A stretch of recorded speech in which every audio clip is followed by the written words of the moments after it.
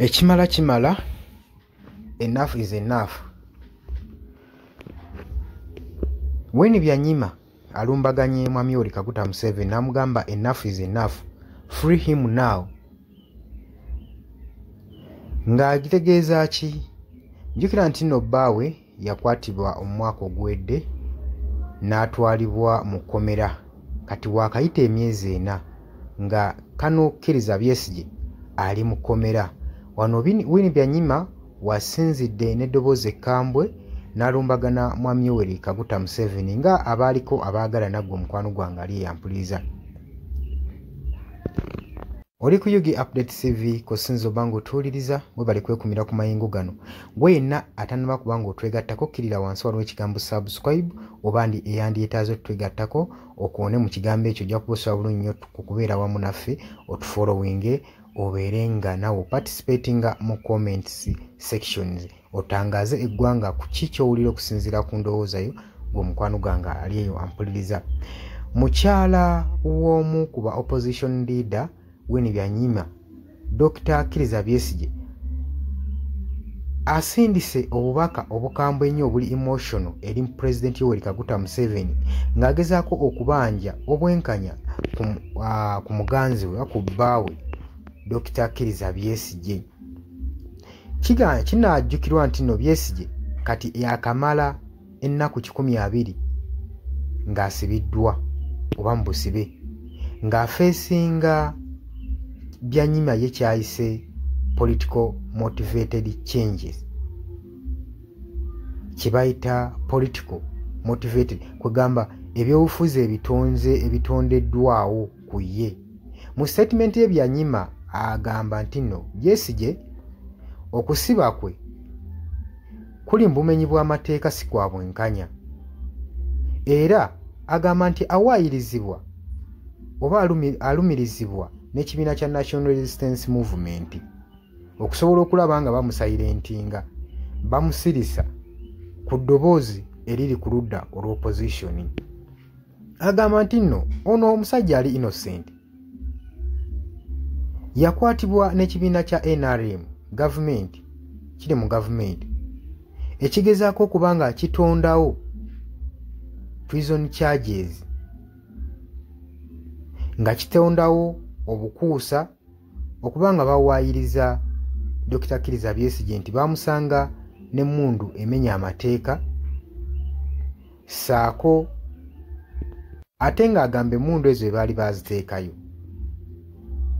Agamba bagezaako okutondawo obulimba okusobola okulaba nga bongera okuba nga bamusiba obutajjayo ddoboozi ly'opposition. Besigye gye buvuddeko yagezaako nnyo okurevivinga Museveni mu byobufuzi era tulaba enfunda nnyingi nnyo azaasibwa. Wabula kuno tebamusiba yekka, bamusibye ne Haji Obeid Lutale mu Novemba wa 2024 omwaka guli ogwaggwa, ne kaakati kati akyali mabega wa mitayimbwa. Okusinziira ku Winnie Byanyima agamba okubeera kwa muganzi we oba bbaawe mu kkomera embeera zaalimu zimenya omutima, ate kwali nti ali myaka 68 ate ng'asibiddwa mu kasenge akafunda akali crowded. Kiri dangerous nnyo kubanga asibiddwamu n'abamenyi b'amateeka. Byanyima agenda maaso n'okunnyonnyola embeera y'omusibe n'environment gy'agenda maaso n'okubeeramu, alakinga akasana ate afuna ne poor medical care. Agamba nti nno wanaagenda maaso n'okuba nga adetainingiddwa ng'asibiddwa n'okutokyalingibwa. Agamba nti nno kino tekigenda mukuumira mu mbeera nnungi era tetugenda sigala nga tuli silent ku ebyo byonna ebigenda mu maaso ku Dr. Kizza Besigye. Agamba buli lunaku oluyitawo ng'akyunyizibwa. Byanyima agamba buli lunaku oluyitawo ng'atokyalingibwa ng'akyunyizibwa. Agamba human rights edipendinga ku pain yaffe wabula lunaku lujja kutya tubanje eddembe eryo n'obwenkanya obugenda mu maaso n'okusaanyizibwawo eri gavumenti Byanyima alangiridde. Oli ku UG Update TV kusinza oba ng'otuwuliriza era weebale kwekuumira ku mayingu gano gwe mukwano gwange ali yampuliriza. Olowooza otya ku nsonga eno ey'omulanga gwa Winnie Byanyima eri bbaawe muganzi we Dr. Kanokkereza Besigye eyasibibwa gwe mukwano gwange ali eyo ampuliriza? Yes, oli ku UG Update TV kusinzira okuba ng'otuwuliriza gwe mukwano gwange yonna yenna ali eyo. Gwe nagambye agala otweyungako, agala okweyunga ku channel eno, kirira wansi waliwo ekigambo subscribe kikoneko okoonene mukadde. Temwerabirako na mukadde kubanga akadde ako mukwano gwange gakuyambako nnyo okuleetera notification message bwe wabanga waliwo information yonna gye tutaddeko.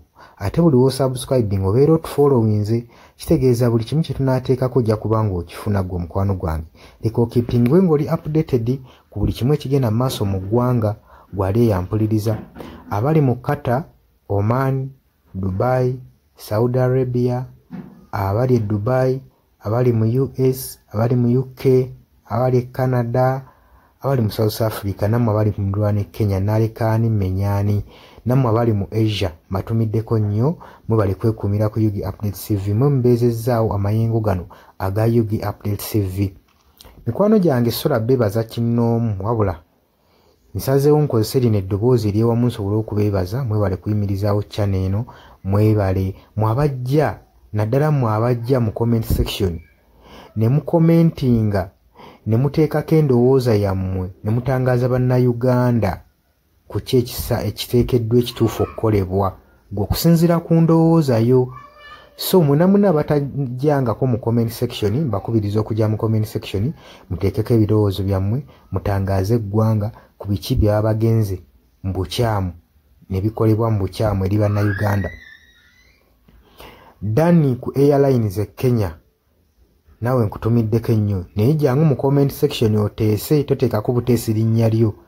Mujje mu comment section mwe abasharinga, abalikinga nammwe abasubscribinga mwe muyimirizaawo amayengo ga channel eno. Eyo nnamba y'essimu gye mbateeredde awo eya nooti 726 nooti emu 679. Eyo ennamba ya WhatsApp eri mu kimyufu. Ye nnamba gy'ogenda oyita kuba gy'osobola okuyitako gwe mukwano gwange ayagala okulanga wamu naffe.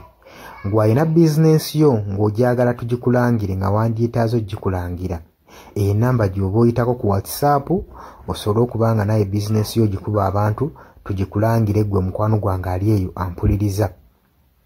Ne ngenda mu maaso n'okulabula abantu ku biki ebigenda mu maaso mu ggwanga naddala ng'akalulu kano aka 2026 katuukuse kengedde.